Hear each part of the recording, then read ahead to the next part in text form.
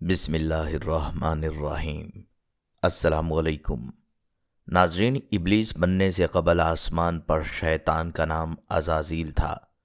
وہ طاؤس ملائکہ، بادشاہ افلاق، فرشتوں کا امام، مقربین کا سردار، جنت کے بیت المال کا خازن اور مولم ملائکہ تھا۔ اتنے اعزازات کے بعد بھی آخر عزازیل ابلیس کیسے بنا؟ حیرت کی بات یہ ہے کہ اللہ تعالیٰ کا مقرب اپنے کسی فعل کی وجہ سے مردود بنا، اور ایک تعجب کی بات یہ ہے کہ ایک دفعہ ابلیس ادب و احترام کے قرینوں کا خیال رکھتے ہوئے جب لوح محفوظ پر پہنچا تو اس نے وہاں لکھا ہوا دیکھا، اعوذ باللہ من الشیطان الرجیم، یعنی پناہ مانگتا ہوں اللہ کی شیطان مردود سے۔ یہ پڑھ کر اس نے اللہ سے سوال کیا، یہ شیطان کون ہے؟ اللہ تعالیٰ نے بہت ہی خوبصورت جواب دیا۔ دوستو، آپ میں سے اکثر شاید اس بات سے واقف نہ ہوں کہ آسمانوں پر ابلیس خالق کائنات کے چند مقرب ترین ملائکہ میں سے تھا۔ اسے یہ اعزازات ہزاروں سال تک دن رات کی مسلسل ریاضت اور عبادت کے باعث عطا فرمائے گئے تھے۔ ہر وقت ہر لمحہ ذکر الہی میں اس کی صفتیں خاص تھیں۔ پہلے آسمان سے لے کر 7ویں آسمان تک، جنت الماوا سے لوح محفوظ تک، بلا روک ٹوک رسائی نے اسے دوسروں سے برتر کر دیا تھا۔ حضرت آدم علیہ السلام کے دنیا میں آنے سے قبل قرۂ ارض اور آسمانوں پر 2 قسم کی مخلوقات رہتی تھیں، ایک نوری اور دوسری ناری۔ نوری مخلوق نور سے پیدا کیے فرشتے ہیں جو آسمانوں میں رہ کر دن رات عبادت الہی میں مصروف رہتے ہیں۔ ان کے یہاں عورتیں ہوتی ہیں اور نہ ہی ان کی نسل چلتی ہے۔ ناری مخلوق جنات سے ہیں جو آگ سے پیدا کیے گئے ہیں، یہ زمین پر رہتے ہیں۔ ان کے یہاں عورتیں بھی ہوتی ہیں اور ان کی نسل بھی خوب پھیلتی ہے۔ جنات میں شر کا مادہ بہت زیادہ ہوتا ہے۔ اکثر لوگ ابلیس کو بھی فرشتہ سمجھتے ہیں، لیکن وہ جنات کی نسل سے تھا اور آگ کے بھڑکتے شعلے سے پیدا کیا گیا تھا۔ جس طرح انسانوں میں حضرت آدم علیہ السلام کو ابو البشر کہا جاتا ہے، اسی طرح اس کے جد امجد تارہ نوس کو عجب الجن کے نام سے یاد کیا جاتا تھا۔ یہ ابلیس کے پیدا ہونے سے 1.5 لاکھ سال پہلے کا واقعہ ہے کہ ابلیس کے والد، جس کا نام چلیپا تھا، اس کے والد کا چہرہ ببر شیر جیسا تھا۔ وہ بڑا باروب، بہادر، قوی اور نڈر جن تھا۔ وہ اپنی قوم کا سردار تھا۔ قوم اجنا کا ہر جن اس کی دہشت سے خوف کھاتا تھا، اسی لیے اس کی قوم اسے شاشین کے نام سے یاد کرتی تھی، جن کے معنی ہے دل دہلا دینے والا۔ ابلیس کی والدہ کا نام تبلیس تھا۔ وہ بھی اپنے شوہر کی طرح طاقتور، بہادر اور نڈر تھی۔ جنوں کی اکثریت سرکش، شرپسند، فسادی اور جنگ و جدل کے دل دادا ہوتے ہیں، جبکہ نیک اور پرامن جنوں کی تعداد آٹے میں نمک کے برابر ہے۔ ابلیس کے والد نے اپنے قبیلے کے لیے بہت جنگیں لڑیں، اور ایک وقت آیا وہ تمام قبائل اس کے زیر اثر ہو گئے، اور یہی وقت تھا جب اس کی قوم غرور اور تکبر میں مبتلا ہو گئی اور سرکشی پر اتر آئی، یہاں تک کہ ان کے جھگڑوں، فسادات اور خون خرابے سے زمین سرخ ہو گئی۔ لہٰذا اللہ تعالیٰ نے اس فساد کو کالا کما کرنے کے لیے آسمان سے فرشتوں کی فوج بھیجی۔ زمین پر جنوں اور فرشتوں کے درمیان ایک خوفناک جنگ ہوئی، جس کے نتیجے میں ابلیس کے والدین سمیت زیادہ تر شر پسند جن مارے گئے۔ کچھ سمندر پار دور دراز جزائر میں جا چھپے، لیکن نیک جنوں نے غاروں میں پناہ لے لی۔ اس وقت ابلیس کم سن تھا اور اس تباہی پر ایک میدان میں کھڑا زار و قطار رو رہا تھا۔ اس کے ارد گرد جنات کی لاشوں کے ڈھیر پڑے تھے۔ فرشتوں کا کام ختم ہو چکا تھا۔ وہ آسمان پر اڑتے ہوئے واپس جا رہے تھے کہ اچانک فرشتوں کے ایک گروپ نے ابلیس کو روتے دیکھا تو وہ زمین پر اتر آئے۔ وہ نہایت حسین و جمیل تھا اور چہرے سے معصومیت بھی ٹپکتی تھی۔ انہیں اس پر ترس آ گیا، چنانچہ ان رحم دل فرشتوں نے حضرت جبرائیل علیہ السلام کے ذریعے اللہ تعالیٰ سے اسے ساتھ لے جانے کی اجازت طلب کی، اور پھر اللہ کی رضا سے اسے گود میں لے کر آسمان پر اتر گئے۔ وہ ذہین تھا، محنتی بھی، اور اپنے تمام تر وقت عبادت اور ریاضت میں گزارتا تھا۔ وقت بہت تیزی سے گزر رہا تھا۔ اس کے سرد رویے نے اسے فرشتوں میں مغرور مشہور کر دیا تھا، لیکن اسے اس کی فکر نہیں تھی۔ اس کا ہدف تو اللہ کا سب سے مقرب اور عبادت گزار بننا تھا، جس کے لیے وہ دن رات ریاضت و عبادت میں مصروف رہتا، یہاں تک کہ ایک دن اللہ نے اسے دوسرے آسمان پر فائز فرما دیا۔ پھر گزرتے وقت کے ساتھ ساتھ اپنی علمیت اور قابلیت کی بنا پر اسے اللہ کا قرب حاصل ہوتا چلا گیا۔ پہلے آسمان پر اسے عابد کہا جاتا تھا، دوسرے پر زاہد، تیسرے پر عارف، چوتھے پر ولی، پانچویں پر تقی، چھٹے پر خازن اور ساتویں آسمان پر اسے عزازیل کے نام سے پکارا جاتا تھا۔ یہ تخلیق آدم علیہ السلام سے ہزاروں سال پہلے کی بات ہے۔ ایک دفعہ ابلیس ادب و احترام کے قرینوں کا خیال رکھتے ہوئے جب لوح محفوظ پر پہنچا تو اس نے شکر و احسان سے بوجھل پلکوں کو اٹھا کر اوپر دیکھا۔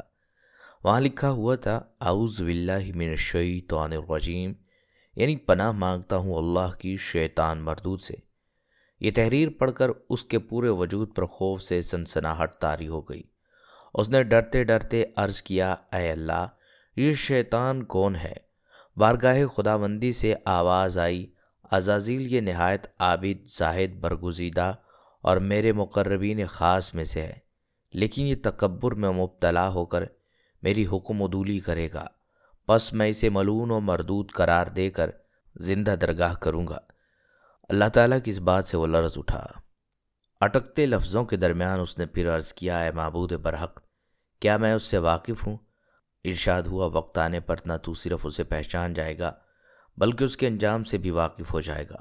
عرش معلیٰ سے آنے والے اس جواب سے اس کا وجود کانپ اٹھا، بے اختیار آنکھوں سے آنسو جاری ہو گئے۔ اس نے سوچا، آخر وہ کون بد نصیب ہوگا جو ہمیشہ کے لیے نشان عبرت بنا دیا جائے گا؟ اسے ذرہ بھی خیر نہیں تھی۔ وہ بدبخت و بد نصیب ہوگا، وہ خود ابلیس ہی ہوگا جو عزازیل کے تخت سے گرا دیا جائے، جو تکبر کرے گا، جو اللہ کے حکم کے خلاف ورزی کرے گا۔ برسوں تک یہ خیال اس کے سوچوں پر غالب رہا، مگر اسے ذرا سی بھی بھنک نہ پڑی کہ جس کے مستقبل سے وہ خوف کھا رہا ہے وہ اس کا اپنا مستقبل ہوگا۔ لوح محفوظ پر اس کا نام ابلیس لکھا ہوا تھا۔ یہ اپنے انجام سے غافل اور خاتمے سے بے خبر تھا۔ فرشتوں کے استاد کی حیثیت سے اس کی ذمہ داری درس و واعظ بھی تھا، جس کا آسمانوں میں دور دور تک چرچا تھا۔ گزرتے وقت کے ساتھ ساتھ اسے اپنے اندر سے ایک آواز سنائی دیتی تھی، اے عزازیل، تو ان سب سے افضل ہے۔ ایک دو بار اسے حضرت جبرائیل علیہ السلام اور حضرت میکا علیہ السلام نے سمجھانے کی بھرپور کوشش کی، لیکن جب عقل پر غرور اور تکبر کے بادل چھا جائیں، آنکھوں پر رعونیت کا پردہ پڑ جائے، کان نصیحت سننے سے قاصر ہوں، تو پھر تباہی بربادی مقدر بن جاتی ہے۔ پھر وہ ایک دن آیا جب مقرب عزازیل مردود ابلیس بن گیا۔ اس کی ساری عبادتیں رائے گاہ چلی گئیں۔ ایک تکبر نے سب کچھ چھین لیا۔ واقعہ کا آغاز کچھ یوں ہوا کہ ایک دن وہ اپنے ساتھیوں کے ساتھ آسمان کی سیر کرتا ہوا اوپر پہنچا تو اسے پتہ چلا کہ اللہ تعالیٰ نے ایک نئی مخلوق پیدا فرمائی ہے، جس کے لیے دنیا کے ہر کونے سے مٹی لائی گئی ہے۔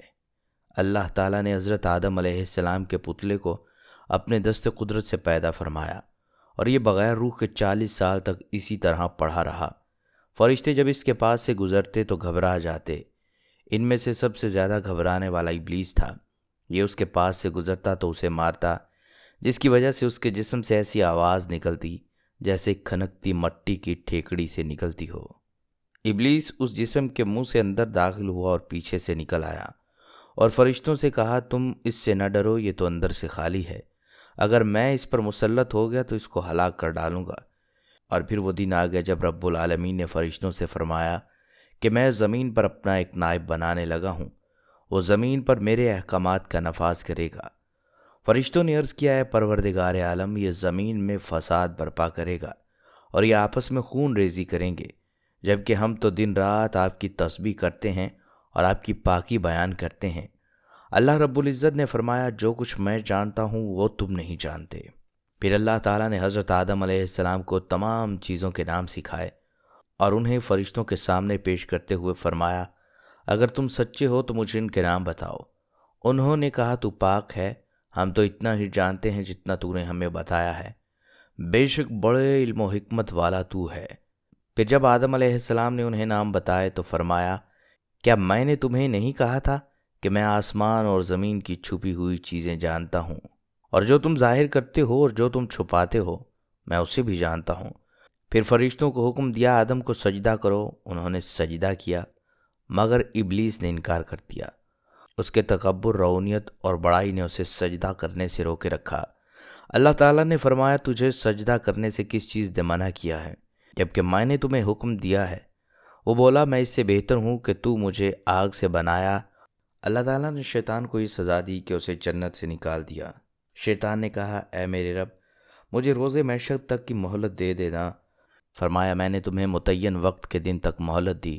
پھر شیطان نے کہا مجھے تیری عزت کی قسم میں ان سب کو یقیناً بہکاؤں گا، ان پر حملہ کروں گا اور ان سے آگے اور پیچھے بھی، ان کی دائیں اور بائیں جانب بھی، اور آپ ان میں سے اکثر کو شکر گزار نہیں پائیں گے۔